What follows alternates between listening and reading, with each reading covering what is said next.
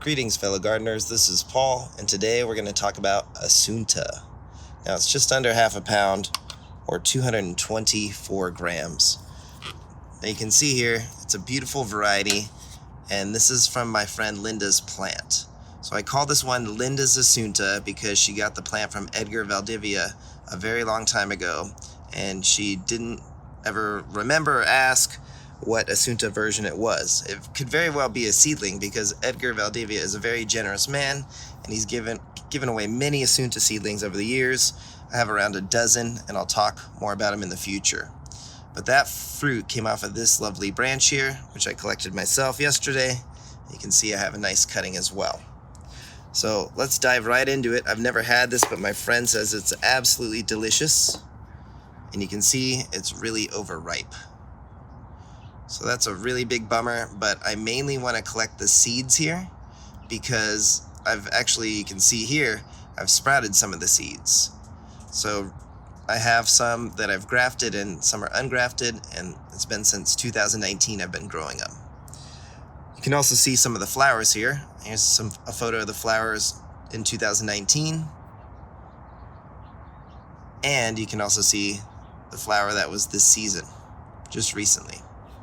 So I'm still going to do a review on this and brix it just to see, but this is not what I would call a delicious fruit. It's very gelatinous, but I still should get some of the flavors. I'm just curious to see the brix score as well. I am going to grow these seeds because the flower is definitely a beautiful flower and unique. Zero it out first. There we go. Man, I was really hoping this wasn't going to be overripe. But it was just starting to split, and you can see the color when it's ripe is pretty green, I think. More green.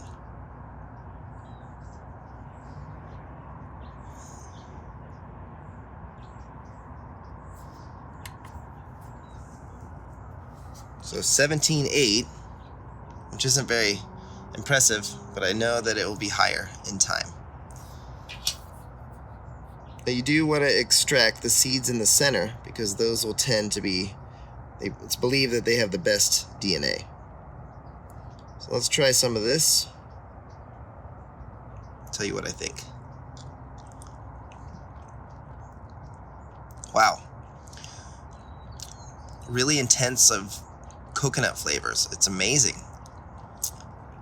Definitely don't like the texture, I'll be honest with you. I mean, it's definitely overripe. But wow, this is an explosion of flavors. It's very, very complex. Oh my gosh, that's delicious. Despite the texture and age. Okay, so I'm mainly going to collect seeds.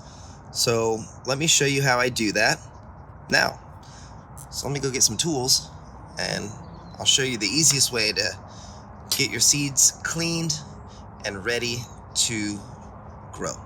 So you can see the color of the flesh is definitely unique, similar to maybe A1 or A2, ASUNTA 1, ASUNTA 2. And what I like to do is just get the seeds from the center and focus on that DNA. I really wish this wasn't overripe. Now, it's a delicious fruit. I'm still going to eat some more of it, despite the texture. It's just coconut, really complex flavors. Way more intense than any Bruni or Connie Maya that I've had. This is really good. So anyways, my method is basically what you want to do is get the seeds from the center of the fruit and just stir it up. And they say the best seeds are the ones that sink to the bottom, but in my experience, most of them will sprout. And so first, make sure you can just let them sit for a bit and get them all separated from that pulp. So I'll let them sit in the water for a bit and stir it up. And then in a little bit, I'm going to show you that it's kind of like panning for gold once they start to separate from the pulp. So I'll just leave them here for an hour or so, come back and stir it every little bit, and then I'll show you the next step. All right, let's give this some time. Okay, so here's what I call the panning for gold method. Is as the pulp separates from the seeds, you want to dump that pulp out. So it's just like panning for gold. Save the seeds, especially the ones that sink. So I let a few of the top ones come off, but I do try to save those sprout. But they do recommend the seeds that sink are being the best. That's what I found online. Not sure if that's true. So again, just carefully separate that pulp from the seeds. And you may have to pan several times until it's just clear water in the seeds. Now, I'll add some more water and repeat this process 2 to 3 times until I have the seeds all separated from the pulp and just in the pure water. So I'm going to repeat this process several more times, and I'll show you what it looks like and what to do next once you have your seeds separated from the pulp. Okay, so you can see that they are quite clean. And now I'm just going to remove most of this water. And again, most of these seeds sink. So they should be viable. Now the last step is what I like to do. Is in the past I've used wax paper.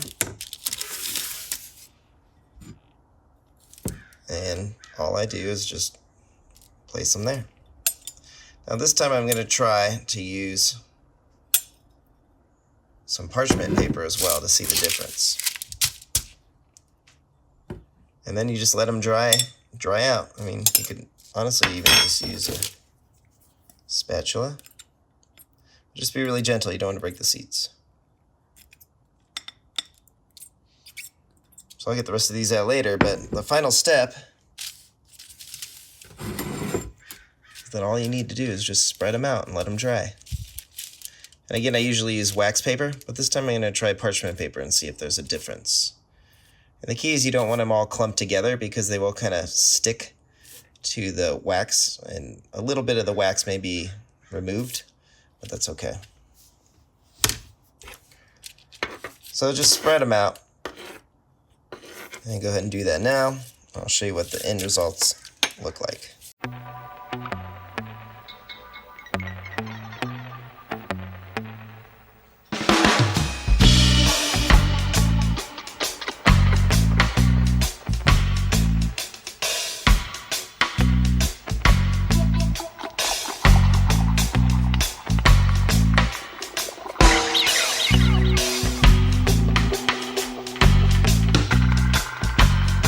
Okay, so there you have it. That's basically what I do.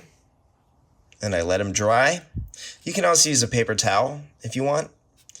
And then as soon as they're dry, 24 to 48 hours, I feel quite comfortable just planting them into my growing media. You can see I'm sprouting these seeds. They're about 3 to 4 weeks old. Now, I recommend doing it, depending on your climate, in the spring, but you can do them any time of year. You could do them in the winter in some climates, but you may need to use a grow light, and then you can graft them or grow them from seed. So there you go. Give us a like and a subscribe. Thanks for your time. Have a wonderful day. And that's how I collect my seeds from rare dragon fruit varieties that I'm interested in growing out. Now the purpose behind these, by the way, are that hopefully we will have a new color flower. That's the end result here. That's the goal. So delicious fruit with a unique colored flower. All right, thanks for watching.